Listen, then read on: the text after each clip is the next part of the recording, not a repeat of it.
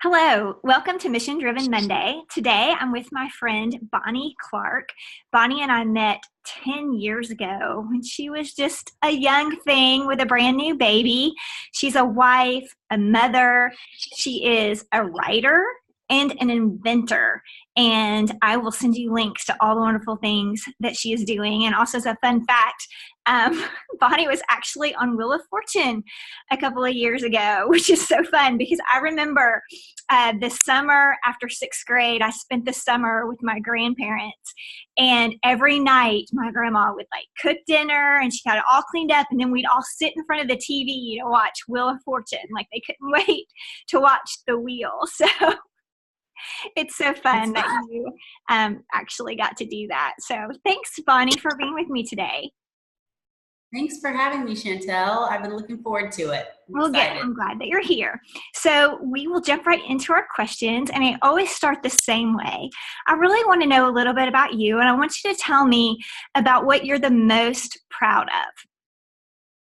of. Okay. Well, that was tough, and you already told me I couldn't say kids and all that, so I'm not saying that. Although your kids are awesome. You have three awesome kids. And I was actually there for the birth of one of them. So I know. They're awesome. Crazy.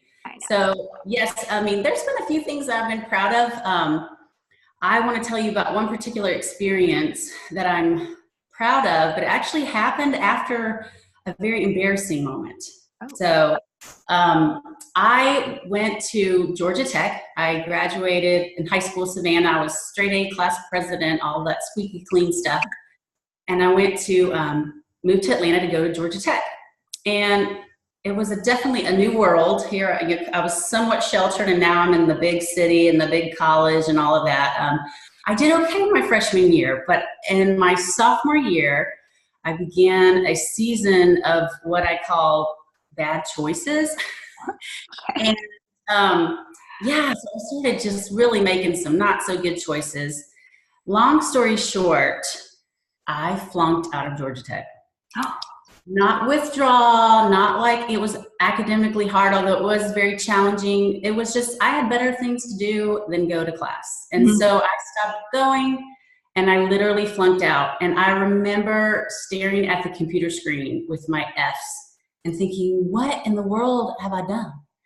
And I can't say that it was instantaneous, but soon after that, that was like a wake-up call for me. I started a new season of choosing again.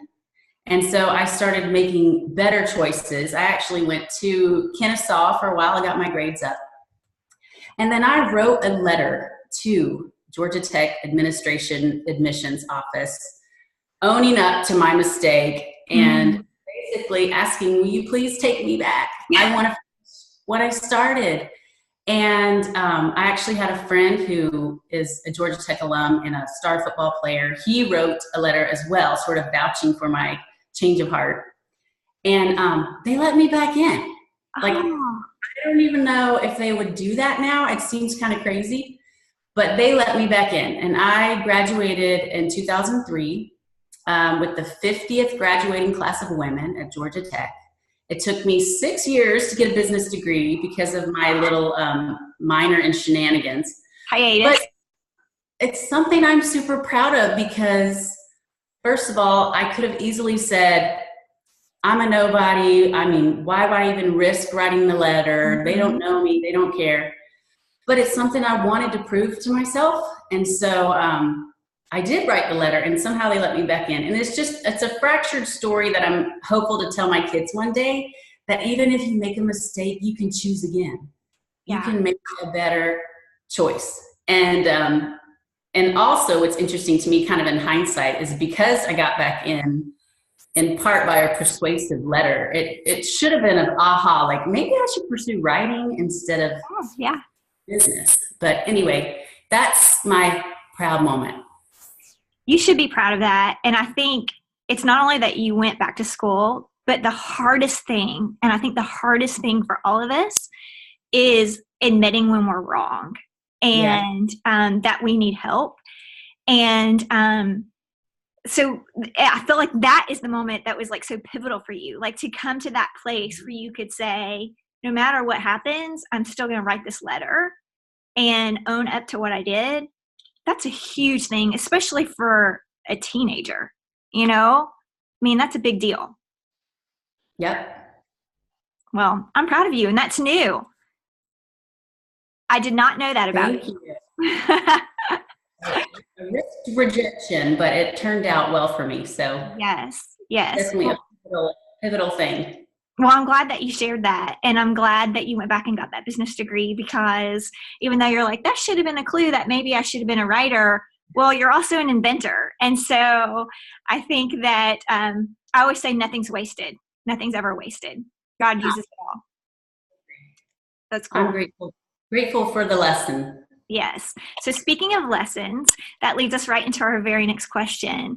And this is a question that I really love talking about, thinking about, hashing through with people that I know. I really want to know, what are you learning right now in this season, or what are you working on? Well, I am learning about the brain, and that sounds really boring, but it is fascinating. I started reading Dr. Caroline Leaf's book, Switch on Your Brain, about 8 months ago during a really difficult season of anxiety and panic attacks. And it was life-changing to me. I flipped the book over, and the back cover says, "You're not a victim of your biology." And yeah, and she breaks open the science behind the scripture of taking captive every thought. And it's been so amazing to me. I can't read enough, I can't learn enough about the neuroplasticity, the fact that it's a big word.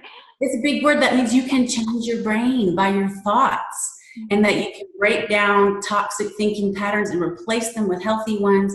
And I think this is huge for us as a culture. With people who struggle with mental health. As a mother, it's so encouraging to me that I can teach my kids this. Mm-hmm. As an author, I want to convey this in a picture book. That's what I'm working on right now. And so I just think it's a game changer. And then I met, through some friends, Dr. Jerome Libba, who's here. Mm-hmm. And, oh, you know him. I do. Yeah. You know him. And so he's like the male version of Dr. Leaf. And he has helped our family, and he's introduced us to the Whole Brain Child book, which is mindfulness for kids. And I am 10 years late in reading this book because my oldest is 10. I feel like it's the mandatory reading for every parent. It's so fascinating to me because mental health starts as children. And if we can equip our kids to be mindful, then we will have in 10, 15 years, happy, stable adults. So yeah. And I'll post the link to that book as well when I post this video, because I know we've talked about this, and I know it's been life-changing for you, and such important work that Dr. Leaf is doing. Yes. Yeah. So important. I love it. That's what I'm learning about.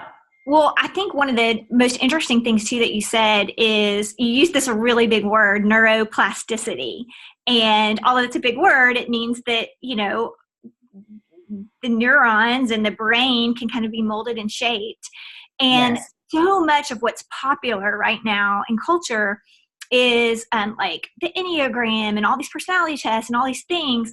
And I think that people begin to think of themselves as this very fixed entity, that this is who I am and I can't change it. And what you just said is, hey, no, you can sort of change who you are. And this is how you do it. And so I think that really will provide a lot of hope for people who or maybe have been disappointed in the past about what they've learned about themselves. Yes, or if they feel stuck in life. It's very hopeful that you can make a change. That change starts with a thought, and then it's implemented in a choice. Mm-hmm. And that's powerful. Yeah, I love that, Bonnie. I really love that.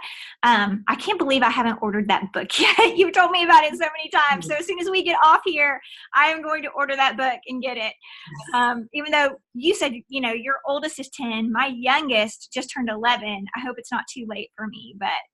Never too late. No, but do you know our brains they're not like fixed and finished growing until you're like late 20s. Like, isn't that interesting? That is interesting. That explains my kind of dumb phase in college, maybe. was right brain, left brain disconnect. Right. That's cool. That's cool. Well, Bonnie, we're already at our third and final question. And that is, I want to talk to you about your aspirational self, kind of like, who is the Bonnie that you want to be? And I know that you're learning and working on so much right now. When you think about the future Bonnie, who is she? Well, I love what I think Andy Stanley says, that you don't drift towards things that are good for you. And so the future Bonnie, I hope and believe, is someone who will be very intentional about her day-to-day choices, because day-to-day choices create habits. And then habits, it becomes automatic. You start seeing the benefits of that in a healthy mind, a healthy body, and a healthy spirit. So that's my aspiration for my future self. And then professionally, I hope to continue writing, putting my heart and thoughts on paper so that I can help children sort through their heart and thoughts. Mm-hmm. That's what I would like to. So those are my aspirations. Bonnie, thank you so much for sharing with us today. I love the fact that you are taking what you're learning and applying that to something new and being able to pass that down so that it really will be a legacy not only for you, but for your children and for people that encounter your work in life. So thank you very much. Thank you for having me. This was fun. Yes, it was so fun. So I hope that all of you have been as inspired as I've been. Follow your mission, not the madness, and join us next week for another edition of Mission Driven Monday.